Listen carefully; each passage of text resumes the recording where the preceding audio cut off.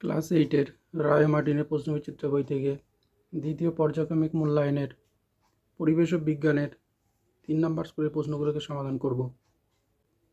একের প্রথম প্রশ্ন, বরফ গলনে লিন তাপের মান সিজিএস পদ্ধতিতে 80 ক্যালোরি। একের 2, সূর্য থেকে পৃথিবীতে তাপ আসে বিকিরণ পদ্ধতিতে। একের 3, জৈব অনুঘটক বা উৎসেচকগুলি সাধারণত প্রোটিন।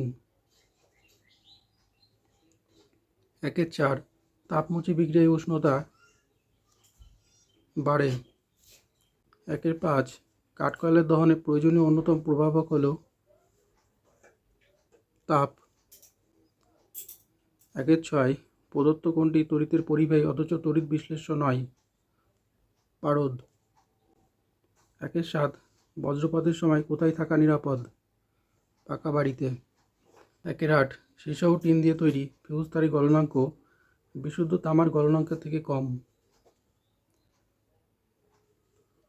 9 দাগের প্রশ্ন আছে, প্রদত্ত কোন পদার্থটি খোলা হাওয়ায় ঊর্ধ্বপাতিত হয়? দেখো, কঠিন কার্বন ডাই অক্সাইড।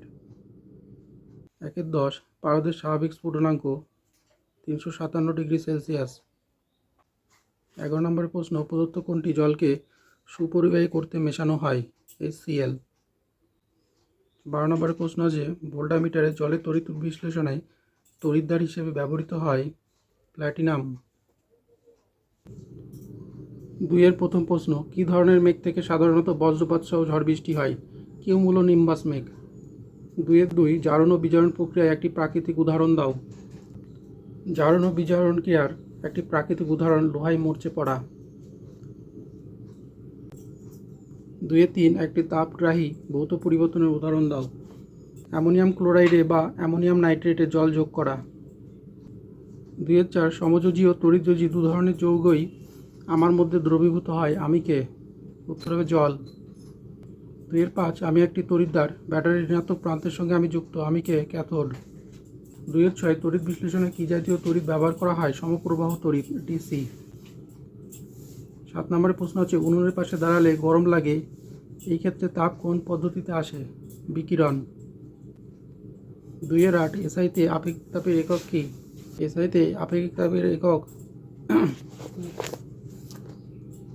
2-এর 8, এসআইতে আপেক্ষিক তাপের একক কী? Joule per kilogram kelvin. 2-এর 9, তরল অবস্থায় কারা তড়িৎ পরিবহন করে? ক্যাটায়ন ও অ্যানায়ন।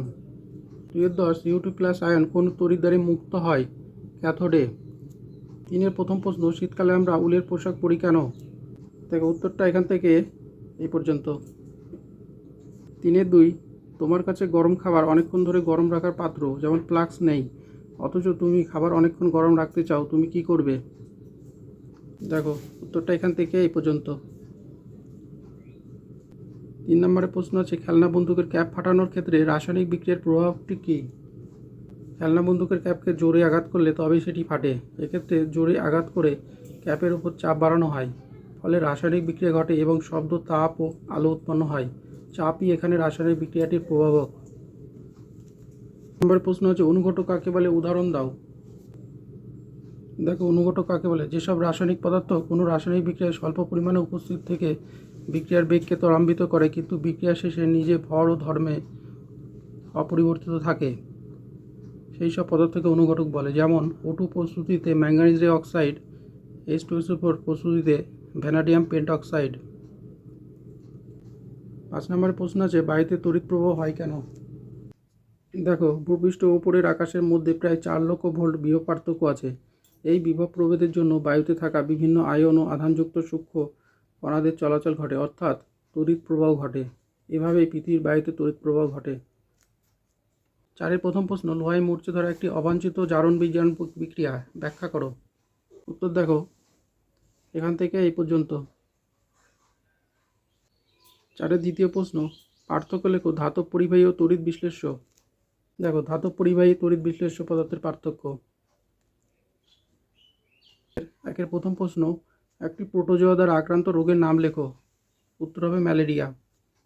1-এর 2, প্রণোদিত প্রজনন বলতে কী বোঝো? যে বিজ্ঞানসম্মত পদ্ধতিতে বদ্ধ জলাশয়ের মধ্যে মেজর কার্প জাতীয় মাছের দেহে পিটুইটারি গ্রন্থির নির্যাস প্রয়োগ করে প্রজনন ক্রিয়ার জন্য উদ্দীপিত করা হয় তাকে প্রণোদিত প্রজনন বা ইউডিসড ব্রিডিং বা হাইপোফাইজেশন বলে। 1-3 যক্ষা রোগের জন্য দায়ী ব্যাকটেরিয়ার নাম লেখো। Mycobacterium tuberculosis. 1-4 পেস্ট কাকে বলে উদাহরণ দাও।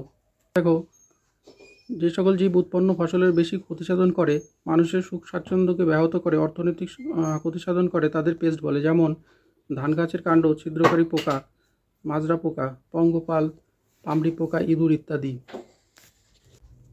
2-এর প্রথম প্রশ্ন, এইডস রোগের জন্য দায়ী ভাইরাসটির সম্পূর্ণ নাম লেখো। Human immuno deficiency virus. 2-2 চায়ে উপস্থিত ড্যাশ ও ড্যাশ স্নায়ুকে উদ্দীপিত করে। ক্যাফিনো থিওফাইলিন। 2-3 ড্যাশ ও ড্যাশ ইঁদুর জাতীয় প্রাণীদের দমন করতে সাহায্য করে। ইয়ারসিনিয়া ও পেস্টিস। 2-5 ড্যাশ ও ড্যাশ হলো দুটি বহিরাগত কার্পের উদাহরণ, সিলভার কার্প ও গ্রাস কার্প। 3-এর প্রথম প্রশ্ন, রানী, পুরুষ এবং শ্রমিক মৌমাছির একটি করে কাজ লেখো। দেখো, পুরুষ শ্রমিক ও রানী মৌমাছির কাজগুলি এখান থেকে এ পর্যন্ত। 3-2 কোন ধরনের উদ্ভিদ চাষ করলে মাটিতে নাইট্রোজেন বেড়ে যায় এবং কেন? দেখো উত্তরটা এখান থেকে এই পর্যন্ত। 3-3 মেজর কার্প এবং মাইনর কার্পের পার্থক্য লেখো। মেজর কার্প আর মাইনর কার্পের পার্থক্য। 3-4 মিশ্র মাছ চাষ এবং নিবিড় মিশ্র মাছ চাষ কাকে বলে? এখান থেকে এই পর্যন্ত। আর নিবিড় মিশ্র মৎস্য চাষ এখান থেকে এই পর্যন্ত। 3-5 মুরগির লেইং ব্রিড এবং টেবিল ব্রিডের পার্থক্য লেখো। এরা বছরে 150 থেকে 200 বা তারও বেশি ডিম পাড়ে, তাই ডিমের জন্য এদের পালন করা হয়। আর টেবিল ব্রিড দেখো, এরা বছরে অধিক পরিমাণে মাংস উৎপন্ন করে, তাই শুধু মাংসের জন্য এদের পালন করা হয়। লেইং ব্রিডের উদাহরণ হচ্ছে লেঘর্ন, মিনরোকা। আর টেবিল ব্রিডের উদাহরণ হচ্ছে আসিল, চিটাগং, ব্রাহ্মা, কোচিন। 4-এর প্রথম প্রশ্ন, ম্যালেরিয়া রোগের ওপর একটি টিকা লেখো। দেখো, ম্যালেরিয়া রোগ সৃষ্টিকারী আদ্যপানি, রোগের লক্ষণ, প্রতিকার। 2 কিভাবে ডিপ লিটার পদ্ধতিতে মুরগি পালন করা হয় তা লেখো। দেখে নাও এখান থেকে এই পর্যন্ত।